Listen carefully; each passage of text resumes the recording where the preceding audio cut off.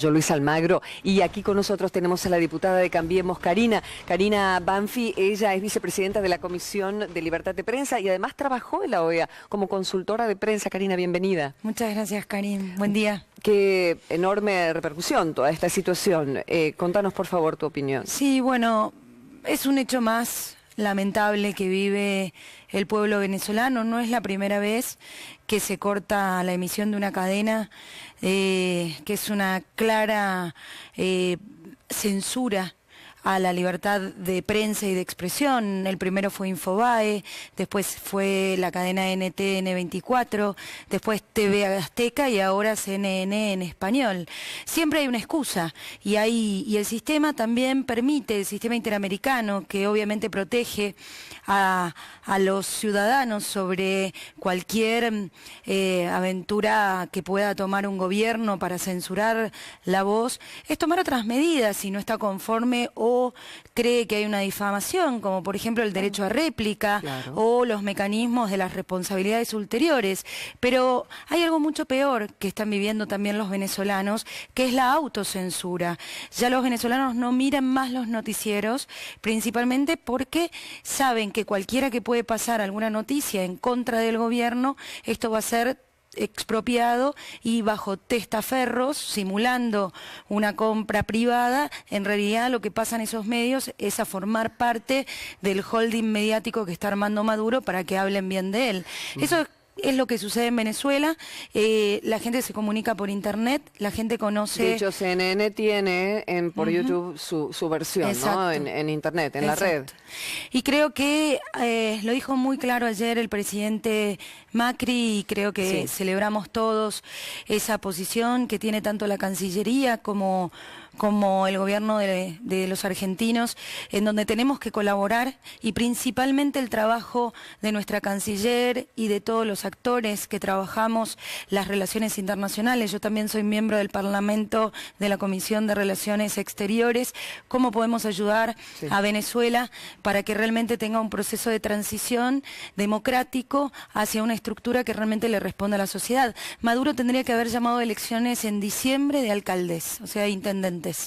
Y no lo hizo. Ahora, hay un mecanismo constitucional que le permite seguir en regla aún faltando. Ellos tienen el sistema de el principio de revocatoria, pero realmente no, el Congreso no funciona como tendría que funcionar. Los diputados, los legisladores de la Asamblea no cobran salario y además son perseguidos penalmente. Sí, se entiende. Pero ¿qué puede hacer entonces la comunidad? Porque cortar lazos es destrozar también parte del pueblo. Una cosa es el gobierno, otra cosa es el pueblo. Totalmente, totalmente. Cortar lazos creo que hay que estar atento, hay que estar alerta, hay que denunciar este tipo de acciones que comete un Estado dentro con su pueblo, y principalmente, mira, los derechos humanos no tienen fronteras. Los derechos humanos principalmente es una agenda internacional en donde tenemos que estar toda la comunidad, toda la humanidad, atentos a que aquellos quienes le damos el poder bajo la representación democrática no abusen de esa facultad que le ha otorgado el pueblo. Pero fuera de la cuestión declarativa de la OEA, ¿qué otra cosa, vos que has estado allí, puede llegar a ser en forma concreta o se queda en la situación declarativa? Mira, a ver, hay mecanismos que tiene la Carta Democrática que se podrían implementar, pero eso es parte de un proceso de diálogo en donde se tienen que poner de acuerdo todos los estados del sistema interamericano y de la Organización de los Estados Americanos, desde el chavismo, o sea, desde el comienzo del gobierno de Chávez se discute en la Organización de los Estados Americanos, pero también los intereses que hay en términos económicos y comerciales en toda América, creo que también responde a que a veces miramos para el otro lado y no ponemos el eje o el punto donde es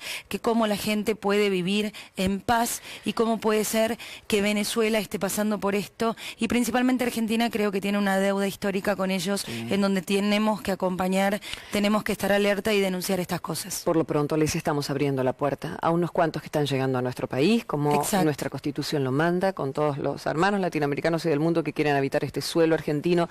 Son recibidos en épocas muy difíciles de inmigración y vetos y controles y demás. Eso sí tienen la pero sin embargo se han otorgado el año pasado muchas visas tanto de estudio como de trabajo a Venezuela, y principalmente el director de Migraciones está haciendo un trabajo muy sensible con este sector de la sociedad, principalmente por la situación en la cual hoy se encuentran en términos económicos, sociales y políticos. Dejamos Venezuela. La diputada está trabajando, entre tantos temas, en una situación llamada conflicto de intereses. A propósito del correo, la familia presidencial, con este negocio que tiene decenas de años, que ha trabajado para el Estado y que ahora se encuentra en este enorme conflicto que tiene distintos frentes de investigación, se está trabajando para que esto no vuelva a suceder, porque en este gobierno, como muchos dicen, de personas que han venido de las empresas privadas, gobierno de CEOs les llaman, bueno, puede suceder, y de hecho está sucediendo, porque hay incluso advertencias a distintos funcionarios que tienen actividad privada y entra en choque. Contanos, por favor, Karina. Bueno, el tema del conflicto de interés no es nuevo. Lo hemos vivido también en el último gobierno del kirchnerismo. La relación de Otesur, por ejemplo, de Chicone, también tiene una fuerte raigambre en el conflicto de interés. El problema que tiene Argentina es que no tiene mecanismos o institutos fortalecidos para evitar o prever estas situaciones. Por lo tanto, el Congreso hemos tomado una decisión, y a mí me ha encomendado el presidente del Interbloque, Mario Negri, junto a otros diputados, como la diputada Los Penato y el diputado Sánchez, a trabajar en un proyecto de conflicto de interés, que principalmente lo que va a hacer es regular y generar un procedimiento no solo para el Poder Ejecutivo, sino también para el Poder Legislativo y el Poder Judicial. ¿Esta regulación de qué se trata? ¿De un estamento, de cuestiones que se deben cumplir, de que antes el funcionario debe declarar todo, poner en fideicomiso, ese tipo de cuestiones? Mira, tiene que ver con la reforma de las declaraciones juradas, para que ya quede establecido cuál es el patrón real sobre el patrimonio cuando una persona que viene de otra actividad asume la función pública, y por el otro lado principalmente lo que tienen es la protocolización, un protocolo de qué tenemos que hacer todos nosotros para evitar el conflicto de interés. Así es. Bien, diputada, muchas gracias. A medida que avance en este trabajo vamos a querer enterarnos un poco más, así que te volvemos a invitar. Aquí estaré bien temprano. Muy bien, así me gusta. Muchísimas gracias, diputada. A vos.